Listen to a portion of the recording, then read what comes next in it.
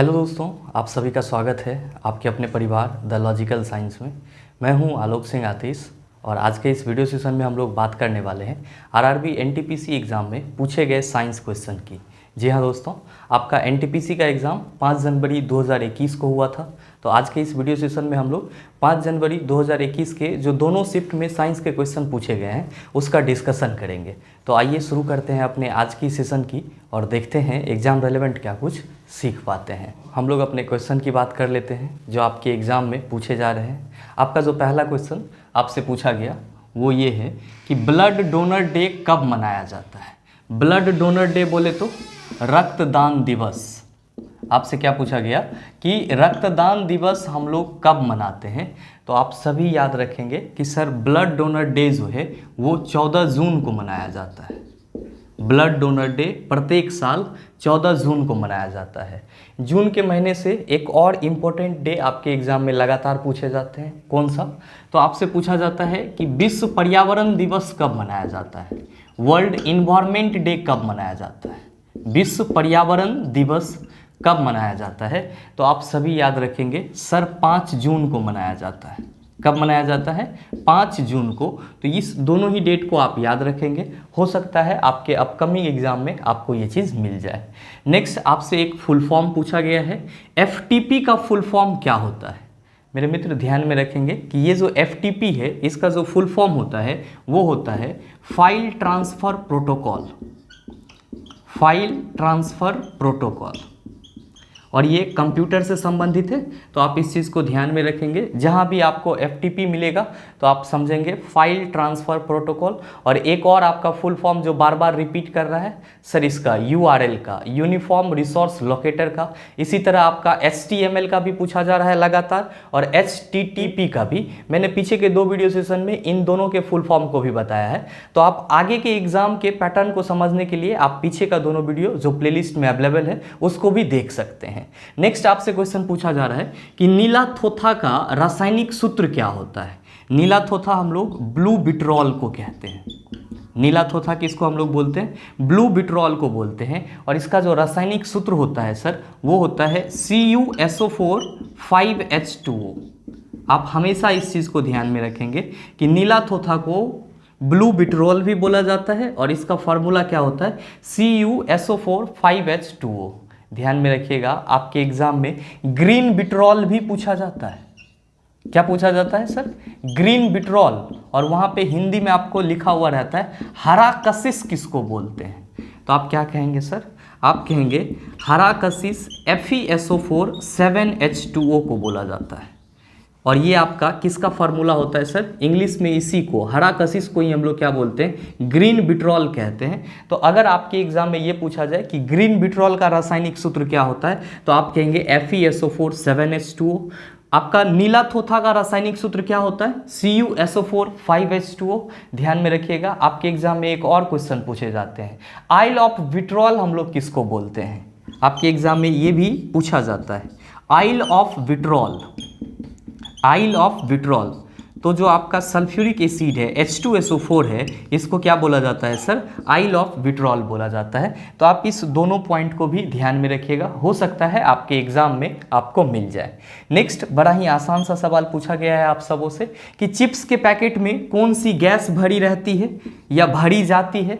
आप सभी हमेशा ध्यान में रखेंगे कि सर जो आपका चिप्स का पैकेट आपको फुला हुआ नजर आता है उसमें कौन सा गैस भरा हुआ रहता है? सर नाइट्रोजन गैस भरा हुआ रहता है। क्यों भरा हुआ रहता है? तो सर चिप्स को ऑक्सीकृत होने से बचाने के लिए, चिप्स को खराब होने से बचाने के लिए चिप्स के पैकेट में कौन सी गैस भर दी जाती है? तो सर नाइट्रोजन गैस भर दी जाती है। तो आपके इस क्वेश्चन का सही आंसर क्या हो जाएगा?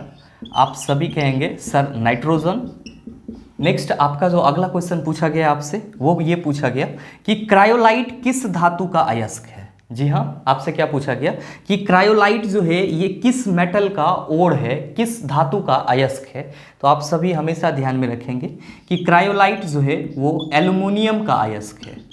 क्या है सर? एल्युमिनियम धातु का अयस्क है।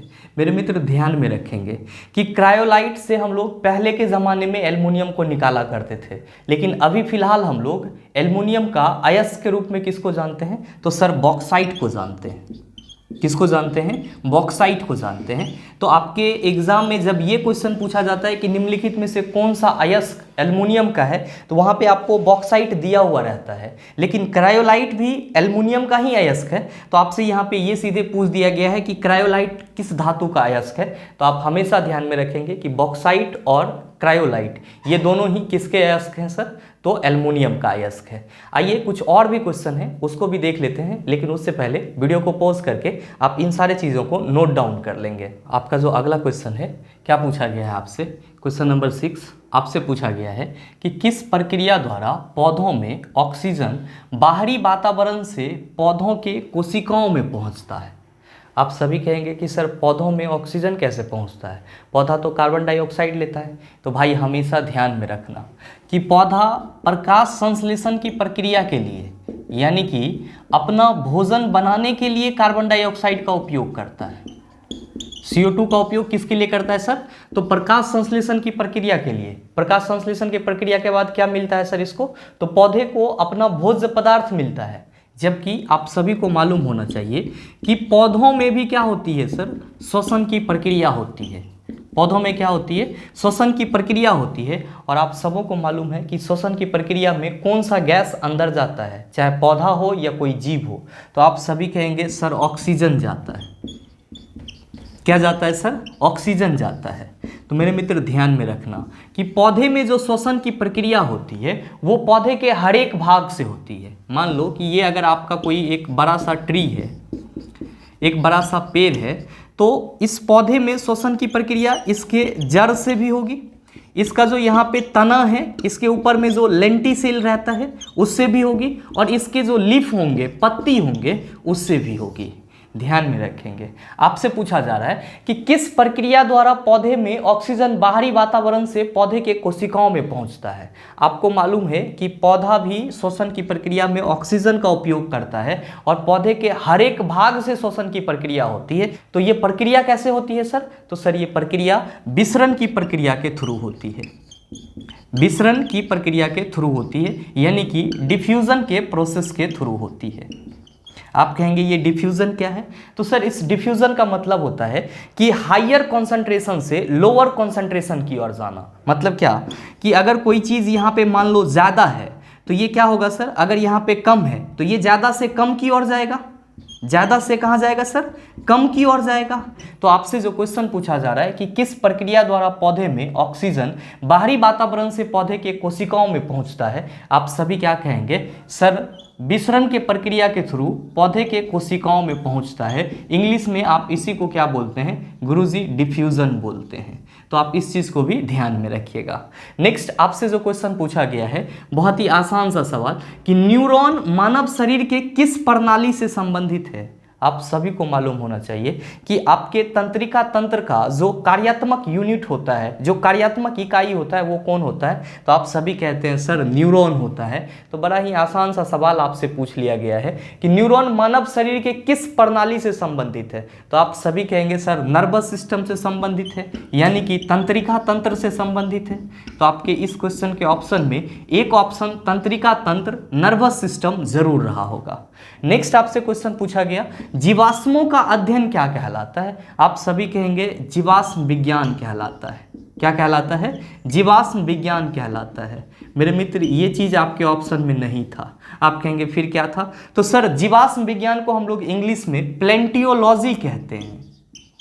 जीवाश्म विज्ञान को हम लोग इंग्लिश में क्या कहते हैं? प्लेंटियोलॉजी कहते हैं। और आपके ऑप्शन में क्या था सर? प्लेंटियोलॉजी था। तो आपके इस क्वेश्चन का सही आंसर क्या हो जाएगा? आप सभी कहेंगे सर प्लेंटियोलॉजी हमारे इस क्वेश्चन का सही आंसर हो जाएगा। तो बस आपको याद रखना है जीवाश्मों का अध्ययन जीवाश्म विज्ञान कहलाता है, और जीवाश्म विज्ञान को ही हम लोग इंग्लिश में क्या कहते हैं? प्लेंटियोलॉजी कहते हैं, जो कि आपके ऑप्शन में था। नेक्स्ट आपसे क्वेश्चन पूछा जा रहा है कि अंडाशय में क्या पाया जाता है? आपका ऑप्शन है परागकण, बीजांड, परागन, बाह्यदल। जब यहाँ पे अंडाशय की बात की जा रही है, ओवरी की बात की जा रही है और आपके ऑप्शन में परागकण, बीजांड, बाह्यदल, परागन है, तो जाहिर सी बात है कि ये किसकी ओवरी की बात यहाँ पे की जा रही है? तो सर यहाँ पे फ्लावर में, पुष्प में, फूल में जो ओवरी रहता है, यानी कि फूल में जो अंडाशय रहता है उसकी बात किया जा रहा है। मेरे मित्र थोड़ा सा ध्यान देना कि आपका जो फ्लावर होता है उसमें जो फीमेल रिप्रोडक्टिव पार्ट होते हैं वो कैसा होता है? तो सर फीमेल रिप्रोडक्टिव पार्ट आपको कुछ इस तरह से दिखता है। फीमेल रिप्रोडक्टिव पार्ट आपको कुछ इस तरह से दिखता है। ऊपर वाले को हम लोग क्या कहते हैं सर? एस्टिग्मा कहते हैं। इसको क्या कहते हैं सर? हम लोग स्टाइल कहते हैं। और ये क्या है सर? आपका ओवरी है। इसी को क्या बोला जाता है गुरुजी? हिंदी में अंडाशय बोला जाता है। और इस अंडाशय में क्या रहते हैं सर? ओव्यूल रहता है, या आप कह सकते हो कि अंडा रहता है या फिर बीजांड रहता है। अंडा रहता है या फिर क्या रहता है? बीजांड रहता है। तो आपसे जो क्वेश्चन पूछा गया है कि अंडाशय में क्या पाया जाता है, आप सभी क्या कहेंगे? सर बीजांड पाया जाता है, यानी कि ओव्यूल पाया जाता है। मेरे मित्र बीजांड का ही अंग्रेजी क्या होता है? ओव्यूल होता है। तो वीडियो को पॉज करके एक बार इसको लिख लेंगे, नोट डाउन कर लेंगे, फिर हम लोग आगे और कुछ क्वेश्चन की बात कर लेते हैं। आपका जो अगला क्वेश्चन आपसे पूछा गया, क्वेश्चन नंबर 10, क्या पूछा गया सर? कि CO2 एवं जल से अपना भोजन बनाने वाला जीव क्या कहलाता है? आपका ऑप्शन है स्वपोषी, परपोषी, विषमपोषी, मृतपोषी। क्या होगा इसका आंसर? सबसे पहले तो आप ये समझिए कि CO2 और जल से अपना भोजन कौन बनाता है? तो आप सभी प्रकाश संश्लेषण की प्रक्रिया जरूर जानते होंगे सर। फोटोसिंथेसिस का प्रोसेस जरूर जानते होंगे। क्या कि प्रकाश संश्लेषण की प्रक्रिया में पौधे क्या करते हैं? वातावरण से कार्बन डाइऑक्साइड लेते हैं और मिट्टी से क्या करते हैं सर? जल और खनिज लवण ले करके अपना ये फूड प्रोडक्ट बनाते हैं सर। क्या बनाते हैं सर? ग्लूकोज बनाते हैं। साथ ही साथ क्या रिलीज करता है सर? ऑक्सीजन रिलीज करता है। ध्यान दीजिएगा कि पौधा यहाँ पे क्या कर रहा है सर? अपना भोजन खुद बना रहा है। किसके सहायता से? कार्बन डाइऑक्साइड और जल के सहायता से। तो जो जीव अपना भोजन खुद बनाता है उसको हम लोग क्या कहते हैं? आप सभी कहेंगे सर आंसर आ गया। जो जीव अपना भोजन खुद से बनाता है वो स्वपोषी कहलाता है, ऑटोट्रॉप्स कहलाता है। तो आप बताइए कि आपके इस क्वेश्चन का सही आंसर? आप सभी कहेंगे sir option number A is the right answer of this question. मेरे मित्र ध्यान में रखना, यहाँ से आपके एग्जाम में एक और सवाल पूछे जाते हैं। आप देख रहे हैं कि प्रकाश संश्लेषण की प्रक्रिया में पौधे क्या करते हैं कि कार्बन डाइऑक्साइड और जल के सहायता से क्लोरोफिल और सूर्य प्रकाश की उपस्थिति में ग्लूकोज और ऑक्सीजन का निर्माण करता है। तो यहाँ पे जो आपका ऑक्सीजन है ये प्रकाश संश्लेषण प्रक्रिया का क्या है सर? उपो उत्पाद है, बाई प्रोडक्ट है। तो आपके एग्जाम में ये सवाल भी पूछा जाता है कि प्रकाश संश्लेषण की प्रक्रिया में निम्नलिखित में से कौन सा उप उत्पाद का निर्माण होता है? तो आप कहेंगे ऑक्सीजन उप उत्पाद का निर्माण होता है। आपका जो अगला क्वेश्चन था, क्वेश्चन नंबर 11, क्या पूछा गया आपसे? आपसे पूछा गया अमाशय को HCl से कौन सी सतह बचाती है? आप सबों को मालूम है कि आपके स्टमक से हाइड्रोक्लोरिक अम्ल का स्रवण होता है, यानी कि आपके स्टमक से, अमाशय से HCl निकलती है। और इस HCl का काम क्या है? तो सर इस HCl का काम है भोजन में जो हानिकारक जीवाणु होते हैं, हार्मफुल बैक्टीरिया होते हैं, भोजन में जो आपका हार्मफुल बैक्टीरिया होते हैं उसको क्या करना सर? मारना। किसका काम है? HCl का काम है। साथ ही साथ आपको ये भी पता है कि HCl जो है आपका क्या होता है? एक एसिड होता है और ये आपके स्टमक के लिए क्या होता है? हानिकारक होता है। लेकिन आप कह रहे हैं कि सर हमारे स्टमक से HCl रिलीज होती है, तो फिर आपको इस HCl से कौन बचाता है आपके स्टमक को? तो हमेशा ध्यान में रखेंगे कि म्यूकस एक सतह है जो आपको आपके स्टमक से निकले हुए HCl से आपको बचाती है। म्यूकस का लेयर क्या करता है सर? अमाशय को HCl से बचाती है। अगर आपके एग्जाम में ये क्वेश्चन पूछा जाए कि HCl हमारे अमाशय से क्यों निकलती हैं, तो भोजन के हानिकारक जीवाणुओं को मारने के लिए निकलती है। HCl से हमारे अमाशय को कौन सी सतह बचाती है? तो सर म्यूकस का एक लेयर होता है आपके स्टमक पे, वो क्या करता है आपको HCl के सेक्रेशन से या HCl से होने वाले हानिकारक प्रभाव से आपको बचाता है। अगला क्वेश्चन आपसे पूछा गया कि पादप के वृद्धि के लिए कौन सा तत्व जरूरी होता है? बड़ा ही आसान सा सवाल है, आप सभी इसको रटते रहते हैं कि किसी भी प्लांट के वेल ग्रोथ और डेवलपमेंट के लिए, यानी कि किसी भी पौधे के अच्छा विकास के लिए किसकी जरूरत होती है सर? तो नाइट्रोजन की जरूरत होती है। तो आपके इस क्वेश्चन का सही आंसर क्या हो जाएगा? आप सभी कहेंगे नाइट्रोजन, यानी कि N। नाइट्रोजन का सिंबल क्या होता है? N होता है। तो आपसे जो क्वेश्चन पूछा जा रहा है, पादप के वृद्धि के लिए कौन सा तत्व जरूरी होता है? नाइट्रोजन जरूरी होता है। एक बार वीडियो को पॉज करके आप इन सारे पॉइंट को नोट डाउन कर लेंगे, फिर आगे और भी क्वेश्चन है उसका भी डिस्कशन कर लेते हैं। आपका जो अगला क्वेश्चन है, क्वेश्चन नंबर 13, क्या पूछा जा रहा है? इसमें पूछा जा रहा है, जीवों के द्वारा अपने शरीर को 2 भाग में तोड़कर जनन की प्रक्रियाओं को क्या कहा जाता है? बड़ा ही अच्छा क्वेश्चन पूछा है आप सबों से। क्या कि कोई जीव है वो अपने शरीर को 2 भाग में तोड़ लेता है, तो इससे उसकी जनन की प्रक्रिया पूरी हो जाती है। इस जनन प्रक्रिया को हम लोग क्या कहते हैं? आप सभी को याद ही नहीं आएगा एग्जाम हॉल में, तो हमेशा ध्यान में रखिएगा। क्या कि जो रिप्रोडक्शन की प्रोसेस होती है जीवों में जो जनन की प्रक्रिया होती है, ये 2 तरह का होता है। पहला होता है आपका सेक्सुअल रिप्रोडक्शन, जिसको हम लोग लैंगिक जनन बोलते हैं, और दूसरा होता है आपका असेक्सुअल रिप्रोडक्शन, जिसको हम लोग क्या बोलते हैं सर? अलैंगिक जनन बोलते हैं। जिसको हम लोग क्या बोलते हैं? अलैंगिक जनन बोलते हैं। मेरे मित्र ध्यान में रखेंगे कि सेक्सुअल रिप्रोडक्शन में डबल पेरेंट की जरूरत होती है। डबल पेरेंट की जरूरत होती है, यहाँ पे मेल और फीमेल की जरूरत होती है, जबकि असेक्सुअल रिप्रोडक्शन में सिंगल पेरेंट की जरूरत होती है। और सेक्सुअल रिप्रोडक्शन में किसकी जरूरत होती है सर? सिंगल पेरेंट की जरूरत होती है। और आपका जो सेक्सुअल रिप्रोडक्शन है, ये सामान्यतः किस में देखने को मिलता है? तो सर जो एनिमल होते हैं, जंतु होते हैं, उसमें, साथ ही साथ जो आपका फ्लावरिंग प्लांट होता है, जो आपका पुष्पीय पौधा होता है, उसमें किस प्रक्रिया के द्वारा जनन होता है? तो सर लैंगिक जनन के द्वारा जनन की प्रक्रिया होती है। ध्यान में रखेंगे कि आपका जो असेक्सुअल रिप्रोडक्शन है, अलैंगिक जनन है, इसके कई प्रकार होते हैं। जैसे कि आपका बाइनरी फिजन, जिसको हम लोग क्या कहते हैं? द्विविखंडन कहते हैं। फिर होता है आपका बहुविखंडन। फिर होता है आपका मुकुलन। इसी तरह से होता है आपका वेजिटेटिव प्रोपेगेशन। तो ये सब कुछ टाइप होते हैं सर, किसके? अलैंगिक जनन के।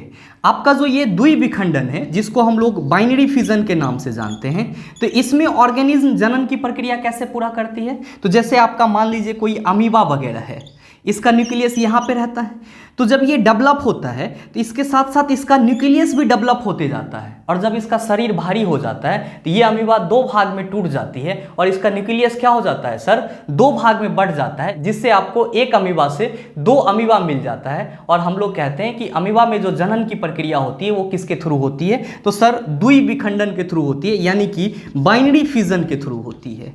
मतलब क्या कि बाइनरी फिजन जो है, ये ऐसी प्रक्रिया है जिसमें कोई भी जीव अपने जनन की प्रक्रिया को पूर्ण करने के लिए अपने शरीर को क्या करती है? 2 भागों में तोड़ देती है। आपसे क्वेश्चन क्या पूछा जा रहा है कि जीवों के द्वारा अपने शरीर को 2 भागों में तोड़कर जनन की प्रक्रिया को क्या कहा जाता है, या तोड़कर जनन की प्रक्रिया को पूर्ण करने की जो विधि होती है क्या कहलाती है? तो आप सभी कहेंगे सर द्विविखंडन कहलाती है। क्या कहलाती है? द्विविखंडन कहलाती है, यानी कि बाइनरी फिजन कहलाती है। क्या कहलाती है सर? बाइनरी फिजन कहलाती है। मेरे मित्र ध्यान में रखेंगे, सिर्फ अमीबा ही द्विविखंडन प्रक्रिया से जनन की प्रक्रिया नहीं पूरा करती है, पैरामेसियम भी करता है। तो आप इस चीज को भी ध्यान में रखेंगे कि अमीबा और पैरामेसियम में अलैंगिक जनन की प्रक्रिया होती है। कौन सी अलैंगिक जनन की प्रक्रिया? तो सर बाइनरी फिजन होती है, द्विविखंडन होती है। आप कहेंगे सर बहुविखंडन क्या होता है? इसको हम लोग मल्टीपल फिजन बोलते हैं इंग्लिश में। और ध्यान में रखेंगे कि यहाँ पे आप देख रहे हैं कि अमीबा का एक न्यूक्लियस 2 भाग में टूटता है, लेकिन मल्टीपल फिजन में क्या होता है? आपका एस्पोरोजोन्स होता है, या फिर जो अलगी होता है, इसके जो न्यूक्लियस होते हैं ये बहुत सारे पार्ट में टूट जाते हैं। मतलब एक न्यूक्लियस बहुत सारे पार्ट में टूट जाता है, उसी को हम लोग क्या कहते हैं? बहुविखंडन कहते हैं। तो बाइनरी फिजन और मल्टीपल फिजन। बाइनरी फिजन मतलब न्यूक्लियस टूटेगा तो 2 न्यूक्लियस बनेगा, मल्टीपल फिजन में आपका न्यूक्लियस टूटेगा तो बहुत सारे न्यूक्लियस मिलेंगे, यानी कि बहुत सारे ऑर्गेनिज्म छोटे छोटे आपको मिलेंगे। नेक्स्ट ध्यान में रखेंगे, बडिंग आपका हाइड्रा में होता है। और जो हम लोग वेजिटेटिव प्रोपेगेशन की बात करते हैं, तो जो गुलाब का पौधा का टहनी काट करके हम लोग दूसरे जगह लगाते हैं, तो इस प्रक्रिया को हम लोग वेजिटेटिव प्रोपेगेशन बोलते हैं। फिलहाल आपसे क्वेश्चन पूछा गया था, जीवों के द्वारा अपने शरीर को 2 भागों में तोड़कर जनन की प्रक्रियाओं को क्या कहा जाता है? आप सभी याद रखेंगे सर द्विविखंडन कहा जाता है, यानी कि बाइनरी फिजन कहा जाता है। मेरे मित्र, आपसे अगला सवाल पूछा गया, भोजन को पाचन में कौन मदद करता है? आपका ऑप्शन है सैलिवा, लार, ऑक्सीजन, हीलियम, कार्बन। क्या होगा इसका आंसर? मेरे मित्र ध्यान में रखेंगे कि भोजन का जो पाचन है वो आपके मुख गुहा से ही शुरू हो जाता है, बकल कैविटी से ही शुरू हो जाता है। और आपको मालूम है कि आपके मुख गुहा में क्या होती है? लार ग्रंथि होती है। क्या होती है सर? लार ग्रंथि होती है, और इसको हम लोग इंग्लिश में सैलिवरी ग्लैंड्स बोलते हैं। और ये लार ग्रंथि क्या करती है सर? सैलिवा रिलीज करती है। और इस सैलिवा में क्या होता है सर? टाइलिन नामक एंजाइम होता है। क्या होता है सर? टाइलिन नामक एंजाइम होता है जो स्टार्च को क्या करता है? सिंपल शुगर में बदल देता है। तो आपसे क्वेश्चन पूछा जा रहा है कि भोजन के पाचन में कौन मदद करता है? आप क्या कह रहे हैं कि सर भोजन का पाचन मुख गुहा से ही स्टार्ट हो जाता है। मुख गुहा में क्या रहता है? सैलिवरी ग्लैंड्स, लार ग्रंथि रहती है। लार ग्रंथि क्या रिलीज कर रही है सर? सैलिवा रिलीज कर रही है। तो आपकी इस क्वेश्चन का सही आंसर क्या हो जाएगा सर? ऑप्शन नंबर ए हो जाएगा। मेरे मित्र ध्यान में रखेंगे कि आपके भोजन का जो 100% पाचन होता है उसमें से 30% पाचन आपका कहां हो जाता है? तो सर मुख गुहा में हो जाता है, बकल कैविटी में हो जाता है। आपसे अगर यह क्वेश्चन पूछा जाए कि जो सैलिवा में पाया जाने वाला एंजाइम टाइलिन है वो किसके पाचन में मदद करता है या उसका काम क्या होता है, तो आप कहेंगे ये स्टार्च को छोटे छोटे सिंपल शुगर मॉलिक्यूल्स में क्या कर देता है? बदल देता है। मेरे मित्र ध्यान में रखेंगे कि यहां पे जो ऑक्सीजन दिया हुआ है तो हम सभी ऑक्सीजन का प्रयोग किस लिए करते हैं सर? तो श्वसन की प्रक्रिया के लिए करते हैं। लेकिन ध्यान में रखेंगे कि श्वसन की प्रक्रिया क्या होती है? तो सर ये एक ऐसी प्रक्रिया होती है जिसमें आप पचे हुए भोज्य पदार्थ को ऑक्सीजन के साथ ऑक्सीकृत करके ऊर्जा को क्या करते हो सर? उत्पन्न करते हो, प्रोड्यूस करते हो। किस फॉर्म में? एटीपी के फॉर्म में, जिसको हम लोग क्या बोलते हैं? एडिनोसिन ट्राइफॉस्फेट बोलते हैं। तो आपकी बॉडी में ऑक्सीजन का उपयोग कहां पे होता है? श्वसन की प्रक्रिया में। श्वसन की प्रक्रिया क्या है सर? तो पचे हुए भोज्य पदार्थ को ऑक्सीजन के साथ ऑक्सीकृत करके उससे एटीपी के फॉर्म में ऊर्जा निकालने की एक प्रक्रिया है। आप इस चीज को भी ध्यान में रखेंगे। बाकी हीलियम के बारे में आप सभी जानते हैं, मैंने आपको पीछे के वीडियो में ट्रिक बताया है, हीना आकर जाना रे। सारा आपका अक्रिय गैस इसी ट्रिक के माध्यम से याद हो जाएगा। और हीलियम क्या है सर? आपका एक अक्रिय गैस है। कार्बन आप सबों को मालूम होना चाहिए कि ये क्या है सर? अधातु है। और कार्बन सबसे ज्यादा क्या करता है सर? कंपाउंड बनाता है, यौगिक बनाता है। आप इस चीज को भी ध्यान में रखेंगे। और कार्बन और हाइड्रोजन के जो यौगिक होते हैं वो क्या कहलाते हैं? हाइड्रोकार्बन कहलाते हैं। आपके एग्जाम में कभी कभी ये क्वेश्चन भी पूछ लिया जाता है कि निम्नलिखित में से हाइड्रोकार्बन के घटक हैं। घटक बोले तो हाइड्रोकार्बन किससे बनता है? तो भाई मेरे कार्बन और हाइड्रोजन का जो कंपाउंड होता है उसको हम लोग हाइड्रोकार्बन बोलते हैं। तो हाइड्रोकार्बन का घटक कौन हो जाएगा? कार्बन और हाइड्रोजन हो जाएगा। तो आप इस चीज को भी ध्यान में रखेंगे। आपका अगला क्वेश्चन 15 नंबर का आपसे क्या पूछा गया कि ओजोन में कितने परमाणु होते हैं? भाई ओजोन का जो सूत्र होता है वो क्या होता है? O3 होता है। तो आप यहां पे देख रहे हैं कि ओजोन में ऑक्सीजन के कितने परमाणु हैं? 3 परमाणु हैं। तो आपके इस क्वेश्चन का सही आंसर क्या हो जाएगा सर? 3 हो जाएगा। मेरे मित्र ध्यान रखिएगा, अगर आपसे यह पूछ लिया जाए कि ऑक्सीजन का अपरूप निम्नलिखित में से कौन है, तो आपका आंसर क्या होगा सर? ओजोन होगा। ये किसका अपरूप है सर? ओजोन जो है वो किसका अपरूप है? तो सर ऑक्सीजन का अपरूप है। इस चीज को भी आप ध्यान में रखिएगा। मेरे मित्र अगर आपसे ये पूछ लिया जाए कि ओजोन का मॉलिक्यूलर वेट, अनुभार कितना होता है, तब आप क्या जवाब देंगे? तो हमेशा ध्यान में रखेंगे कि चूंकि ओजोन का जो मॉलिक्यूल्स होता है उसमें 3 परमाणु होते हैं ऑक्सीजन के, और ऑक्सीजन के एक परमाणु का द्रव्यमान 16 होता है, इसमें 3 परमाणु हैं, तो 16 गुना 3 कितना हो जाएगा सर? 48 ग्राम हो जाएगा। यानी कि ओजोन के एक अणु का जो आणविक द्रव्यमान होगा वो कितना होगा? 48 ग्राम हो जाएगा। एक बार वीडियो को पॉज करके आप इन सारे चीज़ों को नोट डाउन कर लीजिएगा, फिर आगे 1-2 क्वेश्चन और हैं उसका भी डिस्कशन कर लेते हैं। आपका जो अगला क्वेश्चन आपसे पूछा गया, क्वेश्चन नंबर 16, बड़ा ही आसान सा सवाल। देखिए यहाँ पे क्या दिया हुआ है? बटरफ्लाई, और यहाँ पे इसके रेशियो में किसको दिया हुआ है? इंसेक्ट को दिया हुआ है। फिर यहाँ पे प्रोपोर्शन का साइन है और ऑस्ट्रिच, और फिर आपको बताना है कि ऑस्ट्रिच का क्या होगा। ये चीज़ आपको मैच करवाना है यहाँ पे, या आपको वहाँ पे खाली जगह है उसको भरना है। मेरे मित्र ध्यान रखिए, बटरफ्लाई को हम लोग क्या बोलते हैं सर? तितली बोलते हैं। और तितली जो है आपका वो कीट पतंग में आता है। तितली आपका क्या होता है सर? कीट पतंग में आता है। तो आप ये बताइए कि ऑस्ट्रिच जो है वो किस में आएगा? ऑस्ट्रिच आपका क्या है? तो आप कहेंगे सर एक पक्षी है। तो यहाँ पे क्या हो जाएगा सर? एबीज हो जाएगा या फिर बर्ड हो जाएगा। क्या हो जाएगा सर, एबीज हो जाएगा या बर्ड हो जाएगा।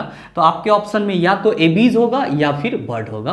तो आप इस चीज को भी ध्यान में रखिएगा, आपके एग्जाम में इस टाइप के भी क्वेश्चन पूछे जा रहे हैं। आपका जो अगला क्वेश्चन है, क्वेश्चन नंबर 17, क्या पूछा गया आपसे पूछा गया निम्न में से विषम को चुने। आपका ऑप्शन दिया हुआ है बाह्यदल, पुष्पयोनि, स्नायु, परागकोश। ध्यान में रखेंगे कि बाह्यदल को हम लोग क्या बोलते हैं सर, सेपेल्स बोलते हैं। क्या बोलते हैं, सेपेल्स बोलते हैं। पुष्पयोनि का इंग्लिश क्या होता है, मैंने आपको कल ही बताया सर, कार्पेल या पिस्टिल बोलते हैं, कार्पेल या पिस्टिल बोलते हैं। और जो आपका स्नायु है इसको हम लोग इंग्लिश में लिगामेंट कहते हैं, और जो परागकोश है इसको हम लोग एंदर कहते हैं। मेरे मित्र, आपके फ्लावर से बहुत ज़्यादा आपके एग्जाम में क्वेश्चन पूछे जा रहे हैं, तो एक बार आप लोग फ्लावर का जो पूरा स्ट्रक्चर होता है उसको आप ध्यान में रख लेंगे। ऐसे मैं आपको बताऊं कि मान लीजिए कि ये आपका कोई एक फ्लावर है, ये क्या है सर, कोई एक फ्लावर है, और इसमें ये उसका क्या है सर, कार्पेल या पिस्टिल है, और यहाँ पे सेपेल्स है। ध्यान दीजिए, मैं यहाँ पे नोट डाउन करवा दूँ आपको कि ये आपका सेपेल्स हो जाता है, जिसको हम लोग बाह्यदल बोलते हैं। और यहाँ पे ये वाला जो पार्ट है सर, इस पूरे पार्ट को हम लोग क्या बोलते हैं, तो इस पूरे पार्ट को हम लोग प्लांट का मेल रिप्रोडक्टिव पार्ट बोलते हैं, मेल रिप्रोडक्टिव पार्ट बोलते हैं। इस वाले पार्ट को हम लोग एंदर बोलते हैं, जिसका हिंदी क्या होता है सर, परागकोश होता है। एंदर का हिंदी क्या होता है, परागकोश, जहाँ पे परागकण रहते हैं। और ध्यान में रखेंगे कि ये वाला जो पूरा आप यहाँ से लेकर के यहाँ तक देख रहे हैं, इस लाइन को हम लोग फिलामेंट बोलते हैं। और ये फिलामेंट क्या करता है कि एंदर को यहाँ पे स्ट्रिक्टली खड़े रखता है।